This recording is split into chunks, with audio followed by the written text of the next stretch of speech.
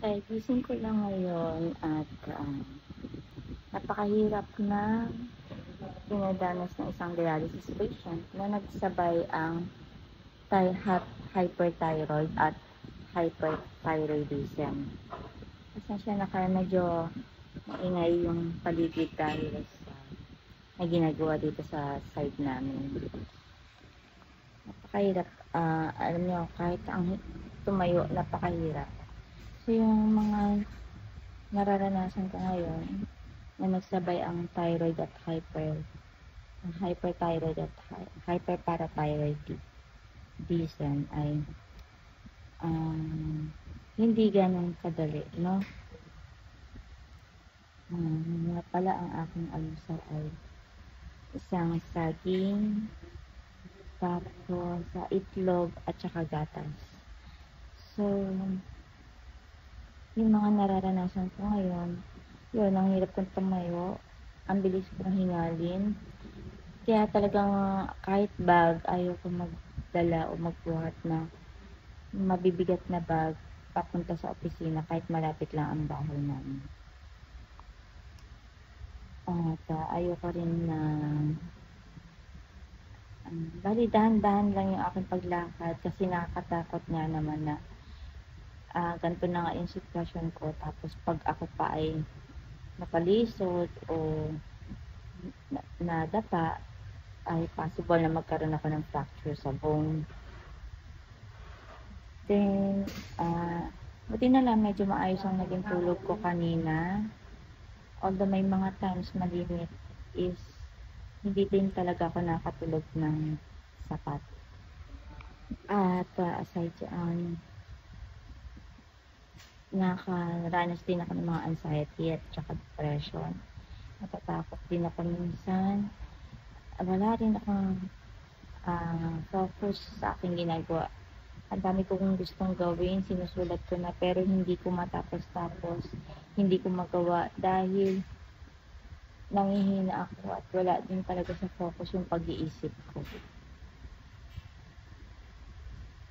At ang timbang ko sobrang bumaba, no? Ang laki ng binaba ng timbang ko from, ang baba na nga dati 40, 41, ganyan.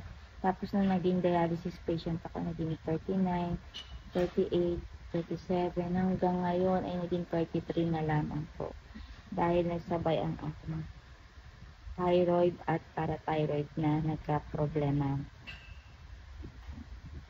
At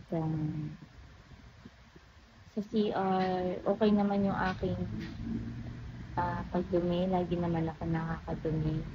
Kaya siguro dahil nga sa bilis ng aking metabolism, kaya ang bilis din bumaba ng aking timbang.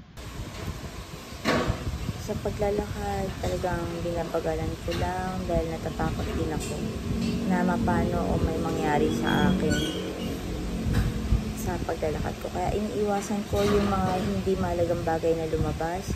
Hindi na rin ako halos nakakabili ng mga pagkain. Bihira na rin ako makapunta ng palengke para mamalengke. Kaya naman ang ginagawa ko is nagpapadeliver na lang ako, or kung available yung mga anak ko ay sila na ang inuutusan ko, dahil talagang aside sa mahirap maglakad, nag-worry din ako dahil hiningal ako at natatakot din ako na baka mapano ako dyan sa labas. So ang hirap pagsabayin na nagda-dialysis ka, meron kang thyroid, tapos hyperthyroid, then hyperparathyroid pa. Kaya talagang pinupush through ko na maagapan yung aking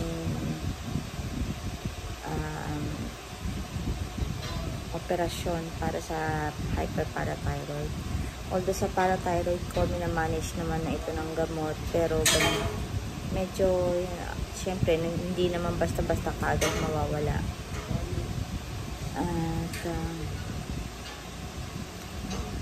At talaga ang laki ng binaba ng timbang ko, no?